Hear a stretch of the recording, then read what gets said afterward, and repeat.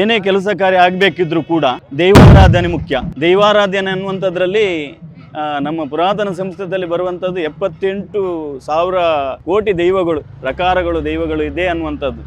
ಅದನ್ನು 4 ವೇದ, 4 ಪುರಾಣ, 4 ಶಾಸ್ತ್ರ ಅನ್ನುವಂಥ ವಿಚಾರ ಮಾಡಿದಾಗ ಅದರಲ್ಲಿ ಪ್ರಕಾರಗಳನ್ನುವಂಥ ರೀತಿ ಬರ್ತದೆ. ನಮ್ಮದ್ರಲ್ಲೆಲ್ಲ ಕೆಲವಲ್ಲೆಲ್ಲ ಗಣಗಳು ಅನ್ನುವಂಥದ್ದು ಬರ್ತದೆ. ಈ ನೀರಿನಲ್ಲಿ ಬಿದ್ದಂಥ ಅಂತರ್ಪಿಶಾಚಿ ಆಗಿರುವಂಥದ್ದು, ನೀರಿನಲ್ಲಿ ಬಿದ್ದುವುದಂಥ ಅವರಿಗೆ ಸದ್ಗತಿ ಇಲ್ಲದ್ರೆ ಈ ಬೀದಿಗಳಲ್ಲೆಲ್ಲ ಸುತ್ತುವರಿಯುವಂಥದ್ದು, ಅವರಿಗೆಲ್ಲ ಈ ದೈವಗಳು ಹೋಗುವಂಥ ದಾರಿ ಮಧ್ಯದಲ್ಲಿ ಕೋಲ ಕಟ್ಟುವಂಥದ್ದು ವಿಶೇಷ ಏನಂದರೆ ದೇವರಿಗೆ ಒಂದು ಹೂವಿನ ಸೇವೆ, ನಾವು ಕೊಡುವಂಥ ಸೇವೆಯಲ್ಲಿ ಒಂದು ಹೂವಿನ ಸೇವೆ ಅನ್ನುವಂಥದ್ದು. ಆ ಸೇವೆ ಅನ್ನುವಂಥದ್ದು ಕೋಲದ ರೀತಿಯಲ್ಲಿ ಬರ್ತದೆ. ಕೋಲ ಕಟ್ಟುವವ್ರದ್ದು ಅದನ್ನೇ ಒಂದು ವರ್ಗ ಇದೆ, ಪಂಬದರು, ನಲಿಕೆಯವರು, ಪಾಣರು ಅಂದರೆ ಪಂಬದರು ಅಂತ. ಇಂತೆಂಥ ದೈವಗಳಿಗೆ ಇಂತೆಂಥ ಜಾತಿ ವರ್ಗದವರೇ ಕಟ್ಟಬೇಕನ್ನುವಂಥದ್ದು ಪದ್ಧತಿ ಇದೆ. ಮತ್ತೆ ಅದು ವಿಶೇಷವಾಗಿ ಅವರು ಉಡುಗೆ ತೊಡುಗೆ ಇರ್ಬೋದು, ವೇಷಭೂಷಣ ಮತ್ತೆ ಅಲಂಕಾರನೂ ಕೂಡ ಡಿಫ್ರೆಂಟ್ ಆಗಿರುತ್ತೆ. ಒಂದೊಂದು ದೈವಕ್ಕೆ ಒಂದೊಂದು ರೀತಿಯಾದ ಅಲಂಕಾರಗಳು, ಒಂದೊಂದು ರೀತಿಯಾದ ವೇಷಭೂಷಣಗಳು. ದಕ್ಷಿಣ ಭಾಗಕ್ಕೆ ಹೋದರೆ ಇದೇ ದೈವಕ್ಕೆ ಒಂದು ರೀತಿಯ ಅಲಂಕಾರನೇ ಬೇರೆ, ಉತ್ತರ ಭಾಗಕ್ಕೆ ಬರಬೇಕಾದ್ರೆ ಒಂದು ರೀತಿಯ ಅಲಂಕಾರನೇ ಬೇರೆ. ಓಕೆ, ಇದರಲ್ಲಿ ಪ್ರಶ್ನೆಯ ಕೇಳೋದಂತೆಲ್ಲ ಬರುತ್ತಲ್ಲ ಕೊನೆಯದಾಗಿ ಬರುತ್ತೆ. ಅದಂದ್ರೆ ಹಿಂದಿನಿಂದಲೂ ಮಾಡ್ಕೊಂಡು ಬಂದಂಥ ಪದ್ಧತಿ.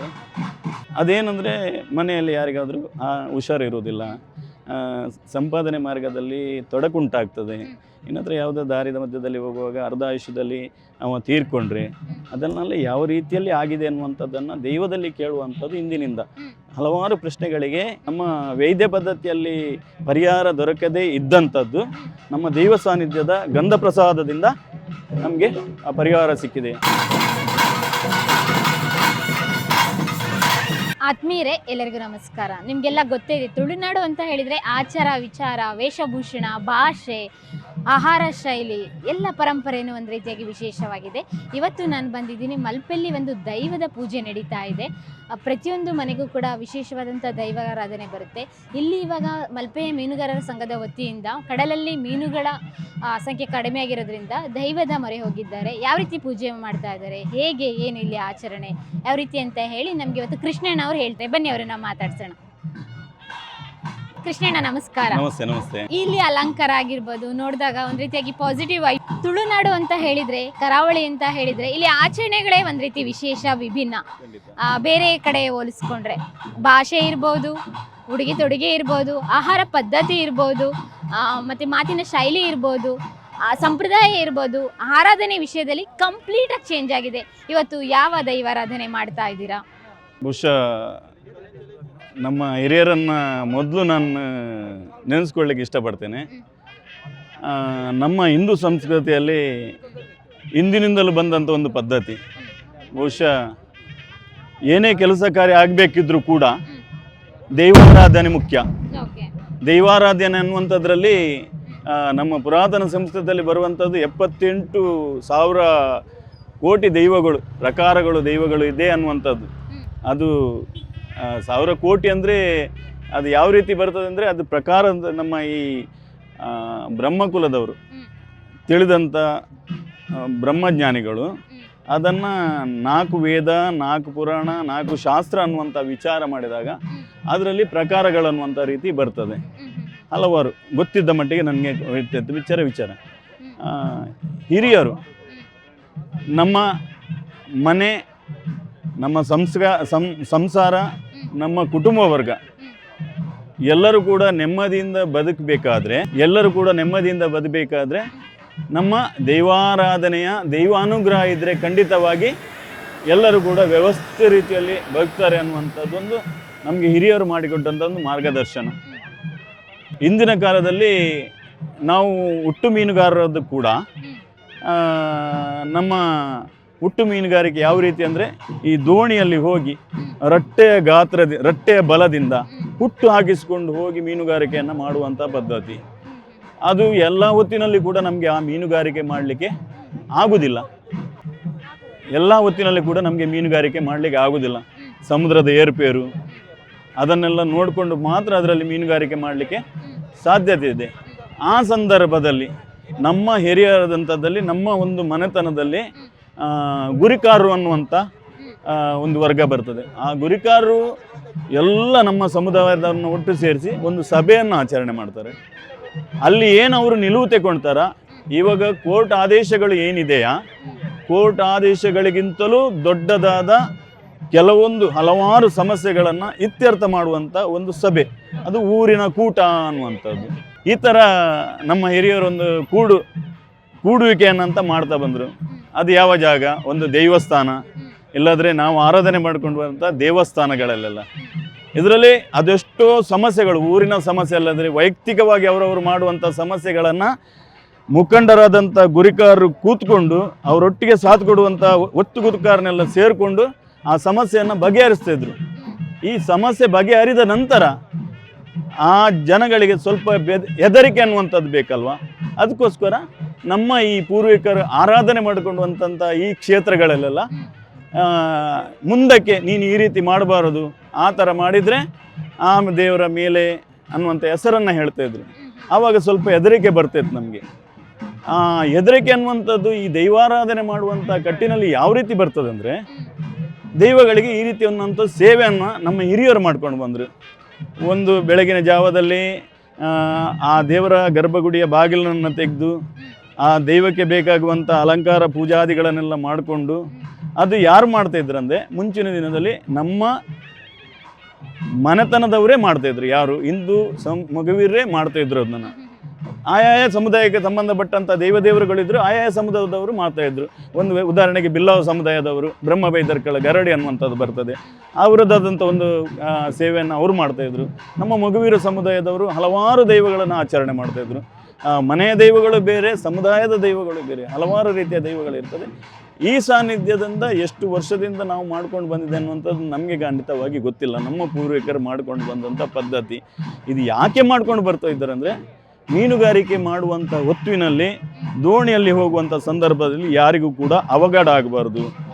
ಹೋಗುವಾಗ ಮೊದಲು ಯಾವಾಗ ಎಲ್ಲ ಸಮುದಾಯದವರು ಒಟ್ಟು ಸೇರಿ ಹೋಗುವಾಗ ಮೊದಲು ಸಾಮೂಹಿಕ ಪ್ರಾರ್ಥನೆ ಅನ್ನುವಂಥದ್ದನ್ನು ನಮ್ಮ ಗುರಿಕಾರರು ಎಲ್ಲರನ್ನು ಸೇರಿಸಿ ಇಲ್ಲಿ ಬಂದುಕೊಂಡು ಆನಂತರ ಇಲ್ಲಿಯ ಪ್ರಸಾದವನ್ನು ಇಟ್ಕೊಂಡು ನಾವು ಮೀನುಗಾರಿಕೆಗೆ, ಇನ್ನಿತರ ಶುಭ ಕಾರ್ಯಕ್ಕೆ, ಇನ್ನಿತರ ಕೆಲವು ಕೆಲಸ ಕಾರ್ಯಗಳಿಗೆ ಒಡಗುವಂಥ ಒಂದು ಪದ್ಧತಿ. ಅಂದ್ರೆ ಮೀನುಗಾರರ ಹಿತರಕ್ಷಣೆಗೋಸ್ಕರನೇ ನಡೀತಾ ಅಂತ ದೈವಾರಾಧನೆ ಇದು ವಿಶೇಷವಾಗಿ ಪ್ರತಿ ವರ್ಷನೂ ಮಾಡ್ತೀರಾ? ಪ್ರತಿ ವರ್ಷನೂ ಮಾಡ್ತಾ ಇದ್ದೇವೆ. ಹಲವಾರು ವರ್ಷದಿಂದ, ಯಾವ ವರ್ಷದಿಂದ ಇಲ್ಲಿ ಈ ಬಬ್ಬರಿ ಅನ್ನುವಂಥದ್ದು ನಮ್ಮ ಮಗುವೀರ ಸಮುದಾಯಕ್ಕೆ ದೈವ ರಾಜ, ಈ ರಾಜ್ಯದಲ್ಲಿ ರಾಜ ಅನ್ನುವಂಥದ್ದು ಅಧಿಕಾರದಲ್ಲಿ ಇರಬೇಕಾದ್ರೆ, ಅದೇ ಥರ ನಮ್ಮ ಮಗುವೀರ ಸಮುದಾಯಕ್ಕೆ ದೈವಕ್ಕೆ ರಾಜ, ಸಮುದ್ರಕ್ಕೆ ರಾಜ ಅನ್ನುವಂಥದ್ದನ್ನು ಹೆಸರನ್ನು ಗಳಿಸಿಕೊಂಡು ಬಂದಂಥ ಈ ಬೊಬ್ಬರಿಯ ಪ್ರತಿ ವರ್ಷವೂ ಕೂಡ ನಾವು ಈ ಥರ ಸೇವೆ ವರ್ಷದಲ್ಲಿ ನಿರಂತರವಾಗಿ 2 ಸೇವೆಗಳು ನಡೀತದೆ. ಒಂದು ಬಿಲ್ಲವ ಸಮುದಾಯದವರು ಹೇಗೆಂದರೆ, ಈ ಸಾನ್ನಿಧ್ಯದಲ್ಲಿ ಆ ಸೇವಾ ನರ್ತಕರನ್ನು ಹಿಡ್ಕೊಂಡು ಊರಿಗೆ ಸುತ್ತು ಬರುವಂಥ ವ್ಯವಸ್ಥೆ, ಆ ಜಾಗ ಅನ್ನುವಂಥದ್ದಿದೆ, ಆ ಜಾಗಕ್ಕೆ ಸುತ್ತು ಬರುವಂಥದ್ದೇ. ಆ ಸಂದರ್ಭ ರಾತ್ರಿಯ ಹೊತ್ತಿಗೆ ಅದೇನಾಗುತ್ತೆ ಅಂದರೆ, ಈ ನಮ್ಮದ್ರಲ್ಲೆಲ್ಲ ಕೆಲವಲ್ಲೆಲ್ಲ ಗಣಗಳು ಅನ್ನುವಂಥದ್ದು ಬರ್ತದೆ. ಈ ನೀರಿನಲ್ಲಿ ಬಿದ್ದಂಥ ಅಂತರ್ಪಿಶಾಚಿ ಆಗಿರುವಂಥದ್ದು, ನೀರಿನಲ್ಲಿ ಬಿದ್ದು ಹೋದಂಥ ಅವರಿಗೆ ಸದ್ಗತಿ ಇಲ್ಲದ್ರೆ ಈ ಬೀದಿಗಳಲ್ಲೆಲ್ಲ ಸುತ್ತುವರಿಯುವಂಥದ್ದು, ಅವರಿಗೆಲ್ಲ ಈ ದೈವಗಳು ಹೋಗುವಂಥ ದಾರಿ ಮಧ್ಯದಲ್ಲಿ ಈ ನಾವೇನು ತುಳುವಿನಲ್ಲಿ ತೂಟೆ ಅಂತ ಹೇಳ್ತೇವೆ, ಸಿಯಾಳಕ್ಕೆ ತುಳುವಿನಲ್ಲಿ ಬೊಂಡ ಅಂತ ಹೇಳ್ತೇವೆ, ಅಡಕದ ಹೂವು ಅಂದರೆ ಈ ಹಿಂಗಾರ ಹೂವಿಗೆ ಅಡಕದ ಹೂವು ಅಂತ ಹೇಳ್ತೇವೆ. ಇದರಿಂದ ಮತ್ತು ತಂಬಿಗೆಯಲ್ಲಿ ಶುದ್ಧವಾದ ನೀರನ್ನು ಹಿಡ್ಕೊಂಡು ಅದರಲ್ಲಿ ಬೇಕಾಗುವಂಥ ಎಲ್ಲ ಗಂಡಗಣಗಳಿಗೆ ಸಂತೃಪ್ತಿಯನ್ನು ಕೊಡುವಂಥ ಕೆಲಸ ಮಾಡ್ತೇವೆ. ಒಂದು ಬೊಂಡವನ್ನು, ಈ ಸಿಯಾಳವನ್ನು ಬಿಸಾಡುವಂಥದ್ದು, ಮತ್ತು ಶೃಂಗಾರವನ್ನು ಬಿಸಾಡುವಂಥದ್ದು, ಅಡಕದ ಹೂವನ್ನು ಬಿಸಾಡುವಂಥದ್ದು, ಮತ್ತು ಬೆಂಕಿಯ ಸೂಟೆಯನ್ನು ಬಿಸಾಡುವಂಥದ್ದು, ಆ ಜಾಗದಲ್ಲಿ ಎಲ್ಲ ಈ ಪರಿವಾರದಲ್ಲಿರುವಂಥ ಎಲ್ಲ ಗಂಡಗಣಗಳಿಗೆ ಇಂತಹದ್ದಂಥ ಒಂದು ಸೇವೆಯನ್ನು ಸಮರ್ಪಣೆ ಮಾಡಿಕೊಂಡು ಬಂದ ನಂತರ ಇಲ್ಲಿ ಸೇವೆ ಸಮರ್ಪಣೆ ಇಡೀ ವರ್ಷದ ತನಕ ಯಾವುದೇ ಒಂದು ರೋಗ ರುಜಿನಗಳು, ಯಾವುದೇ ಒಂದು ಉಪದ್ರಗಳು, ಯಾವುದೇ ಒಂದು ಅನಾಹುತಗಳು, ಯಾವುದೇ ಒಂದು ಆಕ್ಸಿಡೆಂಟ್ಗಳು ಈ ಸಂದರ್ಭದಲ್ಲಿ ನಡೀತಿಲ್ಲ ಅನ್ನುವಂಥದ್ದು ಹಿರಿಯರಿಂದಲೂ ಕೂಡ ನಮಗೆ ಬಂದಂಥ ನಂಬಿಕೆ. ಇವಾಗ ರಾತ್ರಿ ಟೈಮೇ ಮಾಡಬೇಕಾ ಈ ಆರಾಧನೆ? ಹಗಲು ಟೈಮ್ ಇಲ್ಲ, ಹಗಲಿಗಿದೆ. ಇನ್ನೊಂದು ಸಮುದಾಯದವರದು ನಮ್ದು ಗಂಡು ಬಂದಂಥ ದೈವಗಳ ಒಂದು ಸಮುದಾಯದ ಹಗಲಿಗೂ ಕೂಡ ಸೇವೆ ಅಂತದಿದೆ. ನಾವು ಆರಾಧನೆ ಮಾಡಿಕೊಂಡಂಥ ಎಲ್ಲ ದೈವಗಳಿಗೂ ಕೂಡ ರಾತ್ರಿ ಹೊತ್ತಾಗುವಂಥ ಸೇವೆ. ಮತ್ತೆ ಇದರಲ್ಲಿ ವಿಶೇಷ ಅಂತ ಹೇಳಿದ್ರೆ ಕೋಲ ಕಟ್ಟೋದು. ಅದ್ರ ಹಿನ್ನೆಲೆ ಏನು ಒಂದು ಮಾತಲ್ಲಿ ಹೇಳೋದು? ಕೋಲ ಕಟ್ಟುವಂಥದ್ದು ವಿಶೇಷ ಏನಂದ್ರೆ ದೇವರಿಗೆ ಒಂದು ಹೂವಿನ ಸೇವೆ, ನಾವು ಕೊಡುವಂಥ ಸೇವೆಯಲ್ಲಿ ಒಂದು ಹೂವಿನ ಸೇವೆ ಅನ್ನುವಂಥದ್ದು. ಆ ಸೇವೆ ಅನ್ನುವಂಥದ್ದು ಕೋಲದ ರೀತಿಯಲ್ಲಿ ಬರ್ತದೆ. ಕೋಲ ಕಟ್ಟುವವ್ರದ್ದು ಅದನ್ನೇ ಒಂದು ವರ್ಗ ಇದೆ, ಪಂಬದರು, ನಲಿಕೆಯವರು, ಪಾಣಾರ್ ಅಂದ್ರೆ ಪಂಬದರ್ ಅಂತ. ಇಂತೆಂಥ ದೈವಗಳಿಗೆ ಇಂತೆಂಥ ಜಾತಿ ವರ್ಗದವರೇ ಕಟ್ಟಬೇಕನ್ನುವಂಥದ್ದು ಪದ್ಧತಿ ಇದೆ. ಮತ್ತೆ ಅದು ವಿಶೇಷವಾಗಿ ಅವರು ಉಡುಗೆ ತೊಡುಗೆ ಇರ್ಬೋದು, ವೇಷಭೂಷಣ ಮತ್ತೆ ಅಲಂಕಾರನೂ ಕೂಡ ಡಿಫ್ರೆಂಟ್ ಆಗಿರುತ್ತೆ. ಒಂದೊಂದು ದೈವಕ್ಕೆ ಒಂದೊಂದು ರೀತಿಯಾದ ಅಲಂಕಾರಗಳು, ಒಂದೊಂದು ರೀತಿಯಾದ ವೇಷಭೂಷಣಗಳು. ದಕ್ಷಿಣ ಭಾಗಕ್ಕೆ ಹೋದರೆ ಇದೇ ದೈವಕ್ಕೆ ಒಂದು ರೀತಿಯ ಅಲಂಕಾರನೇ ಬೇರೆ, ಉತ್ತರ ಭಾಗಕ್ಕೆ ಬರಬೇಕಾದ್ರೆ ಒಂದು ರೀತಿಯ ಅಲಂಕಾರನೇ ಬೇರೆ. ಓಕೆ, ಇದರಲ್ಲಿ ಪ್ರಶ್ನೆಯ ಕೇಳೋದಂತೆಲ್ಲ ಬರುತ್ತಲ್ಲ ಕೊನೆಯದಾಗಿ ಬರುತ್ತೆ. ಅದಂದ್ರೆ ಹಿಂದಿನಿಂದಲೂ ಮಾಡ್ಕೊಂಡು ಬಂದಂತ ಪದ್ಧತಿ. ಅದೇನಂದ್ರೆ ಮನೆಯಲ್ಲಿ ಯಾರಿಗಾದ್ರೂ ಹುಷಾರಿರುವುದಿಲ್ಲ, ಸಂಪಾದನೆ ಮಾರ್ಗದಲ್ಲಿ ತೊಡಕುಂಟಾಗ್ತದೆ, ಇನ್ನತ್ರ ಯಾವುದೋ ದಾರಿದ ಮಧ್ಯದಲ್ಲಿ ಹೋಗುವಾಗ ಅರ್ಧ ಆಯುಷ್ಯದಲ್ಲಿ ಅವ ತೀರ್ಕೊಂಡ್ರೆ ಅದನ್ನೆಲ್ಲ ಯಾವ ರೀತಿಯಲ್ಲಿ ಆಗಿದೆ ಅನ್ನುವಂಥದ್ದನ್ನು ದೈವದಲ್ಲಿ ಕೇಳುವಂಥದ್ದು ಇಂದಿನಿಂದ. ಹಲವಾರು ಪ್ರಶ್ನೆಗಳಿಗೆ ನಮ್ಮ ವೈದ್ಯ ಪದ್ಧತಿಯಲ್ಲಿ ಪರಿಹಾರ ದೊರಕದೇ ಇದ್ದಂಥದ್ದು ನಮ್ಮ ದೈವ ಸಾನ್ನಿಧ್ಯದ ಗಂಧ ಪ್ರಸಾದದಿಂದ ನಮಗೆ ಆ ಪರಿಹಾರ ಸಿಕ್ಕಿದೆ.